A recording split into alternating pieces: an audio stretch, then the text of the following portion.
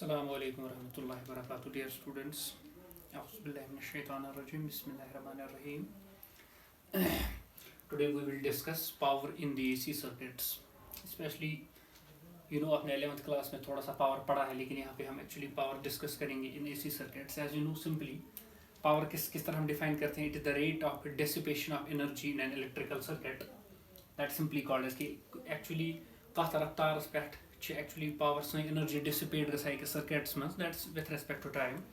तो उसको हम power कहते हैं. Simply it is defined as it is the rate of doing electrical work. यानी कि circuits में कथ रफ्तारस पे काम गई energy के खास spend तक गई उसको हम simply define करते हैं. That is simply called as the उसको simply हम कहते हैं that's called as the power.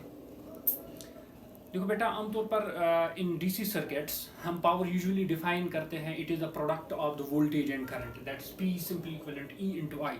That's power is simply equivalent to product of voltage into current in DC circuits. लेकिन चूंकि यहाँ पे हम एसी सर्किट्स पढ़ते हैं तो देयरफॉर ये डेफिनेशन जो हम डीसी के लिए देते हैं that's it is the product of this voltage and current, ये एक्चुअली एप्लीकेबल नहीं रहती है हमारी एसी सर्किट्स के लिए. चूँकि हमें पता है इन अवर एसी सर्किट्स जो एक्चुअली वहाँ पे साइनोसाइडल वेरिएशन होती है. चूँकि डीसी तो आपको पता है दैट्स लीनियर, लेकिन जो एसी होता है वो साइनोसाइडली वेरी होता है. It vary sinusoidally. तो देयरफॉर वहाँ पे हम जब पावर डिफाइन करते हैं तो ये इक्वेशन एक्चुअली वहाँ पे एप्लीकेबल नहीं रहती है. That's mainly due to it sinusoidal nature.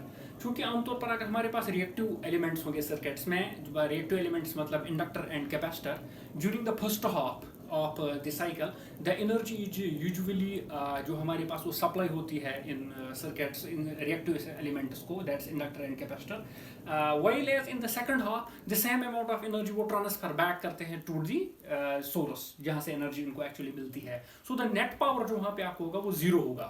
So in case of these reactive circuit elements, that's mainly in inductor and that of the capacitor, the net power consumed in the circuit will be zero. That we will show mathematically. Therefore, तो अगर हम circuit में देखेंगे तो it is the resistive element. जो resistance है यही होता है एक्चुअली, यही रेस्पॉन्सिबल है for the dissipation of the power, for the consumption of power. So therefore remember this thing that out of the three basic elements that's inductor, capacitor and resistor, so therefore the average power consumed in inductive and capacitive circuit, that's pure inductive and capacitive circuit will be zero. So then but the power will be consumed in the resistive circuit. So therefore in order to define this average power in an AC circuit, so हम उसके लिए हम क्या करते हैं, हम define करते हैं instantaneous this power. So therefore the average power will be calculated by defining the instantaneous power, which will be simply equivalent to the instantaneous voltage multiplied by the instantaneous current. So equation will be this. देखो फर्क कितना है. अगर हम DC के लिए define करेंगे then P will be once again E into I. Then for DC circuits it will be EMF, that's voltage into current. But for AC circuits it will be instantaneous voltage into instantaneous current, that's current at a particular instant or a voltage at a particular instant. So therefore you may simply remember this power for AC circuit is simply equal to the product of instantaneous voltage multiplied by the instantaneous current.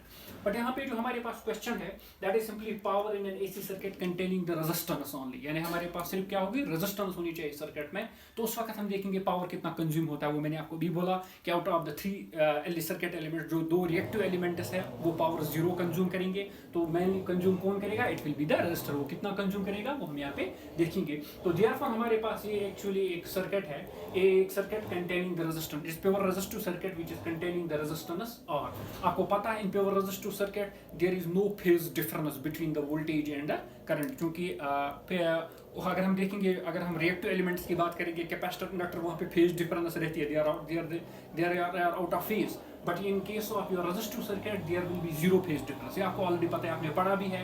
That's both voltage and EMF, that's sorry this voltage and current will be in the same phase. So therefore आप simply किस तरह लिख सकते हो, now in order to calculate the power here हम simply लिखेंगे कि हमें पता है क्योंकि जो instantaneous value of the EMF that's voltage and instantaneous of value of current वो किसके बराबर होगा.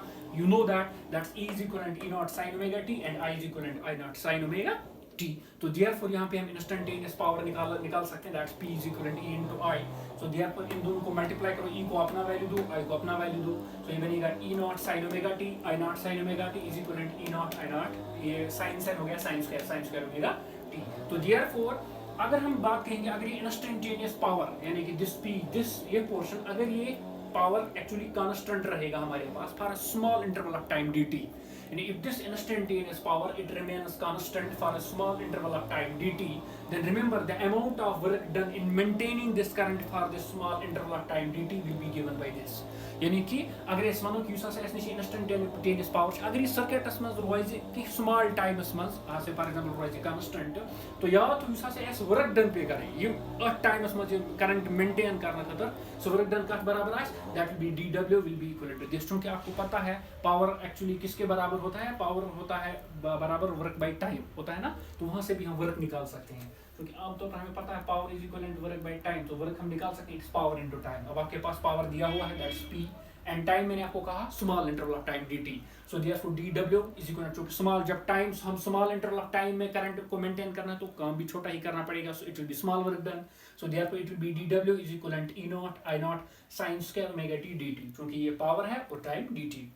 नाउ ये स्मॉल इंटरवल ऑफ टाइम के लिए, नाउ द टोटल अगर हम देखेंगे टोटल वर्क डन या energy spent in maintaining the current over a full cycle, क्योंकि एसी का एक साइकिल होता है, फुल साइकिल में हमें कितना काम करना पड़ेगा इस करंट को मेंटेन करने के लिए, तो सिंपली आपको पता है you have to integrate it between a period, so therefore it will be integrated and period 0 to t है, सो देयरफॉर दिस इज यहाँ पे भी आपने इंटीग्रल साइन लगाना है, सो d and integral will get cancel out, you will get total work done. अब ये constant है e नॉट i नॉट, ये बाहर आएगा तो अंदर क्या बचेगा sin square omega t from 0 to t, क्योंकि अब आपको पता है ये फार्मूला है sin स्क्वायर थीटा, तो वो किसके बराबर होता है 1 माइनस cos 2 थीटा बाय 2, लेकिन चूंकि यहाँ पे थीटा के बदले ओमेगा t है तो ये क्या बन जाएगा 1 minus cos 2 omega t by 2, ठीक है ना। और देयरफॉर अब ये दो टर्म्स बन गई तो हम उनको अलग अलग कर लेंगे, सो फर्स्ट टर्म क्या बनेगी 1/2 वाली पहली टर्म और ये दूसरी टर्म रहेगी, लेकिन ये दोनों को मल्टीप्लाई है बाहर, so therefore total work done किसके बराबर होगा e नॉट i नॉट और 2 बाहर आएगा into dt, first term e naught i not 1/2 है ना, तो therefore e naught i not 2 और बचा के अंदर क्योंकि dt दोनों को मल्टीप्लाई है,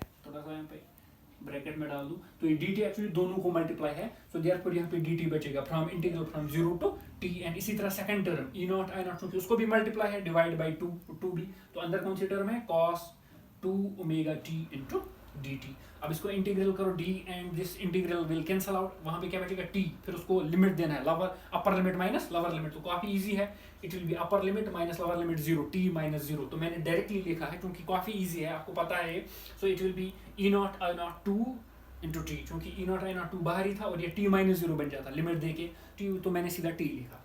सेकंड टर्म क्या है e नॉट i नॉट वहीं पे, अब integral of this integration of cos it is minus sine, तो therefore it will minus sine 2 omega t into internal divide by internal differentiation of this, ये बन जाएगा 2 omega from limit 0 to t, क्योंकि जब हम इसको सॉल्व करेंगे क्योंकि ये 0 बन जाएगा, कैसे देखो बेटा, क्योंकि ये साइन फंक्शन है तो देयरफॉर जब आप ओमेगा को अपना वैल्यू दोगे 2 pi by t, upper limit भी पहले दो, जब आप अपर लिमिट दोगे तो ये बन जाएगा 2 omega capital t, t cancel हो जाएगा, ये बनेगा sin 4 पाई, sin n पाई 0, इसी तरह sin 0 भी 0 होता है क्योंकि जब आप 0 इसको देंगे ये 0 बन जाएगा, सो ये सारी टर्म क्या बन जाती है 0 बन जाती है, so therefore w is equal to e naught i naught by 2 into t, तो ये खत्म हो गया, ये 0 है, so therefore this is the total work done over a complete cycle. So therefore now अगर हम उसी कंप्लीट साइकिल पे एक्चुअली इस रेजिस्टिव सर्किट में हमें देखना है average power supplied to this resistance over a complete, average power कितना होता है, तो वो मैंने आपको बताया पावर किसके बराबर होता है वर्क बाय टाइम, कितनी इलेक्ट्रिकल वर्क वहां पे होगी किस टाइम में होगी, so therefore p is equal to w by t,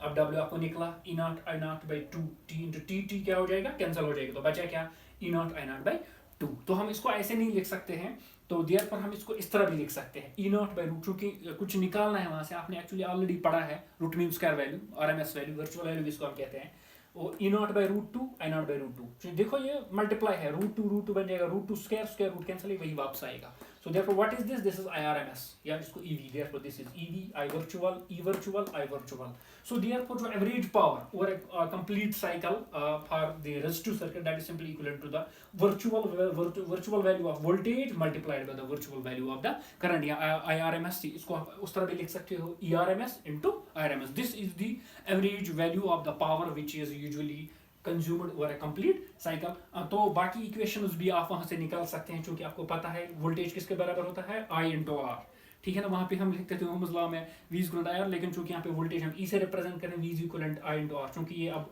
RMS value है तो ये भी RMS बन जाएगा। तो E को अपना वैल्यू दो तो ये बन जाएगी पहली इक्वेशन I² V × R। यहाँ अगर आप उसी को ट्रांसफर करोगे आप IV का वैल्यू निकालोगे तो वो बन जाएगा EV/R।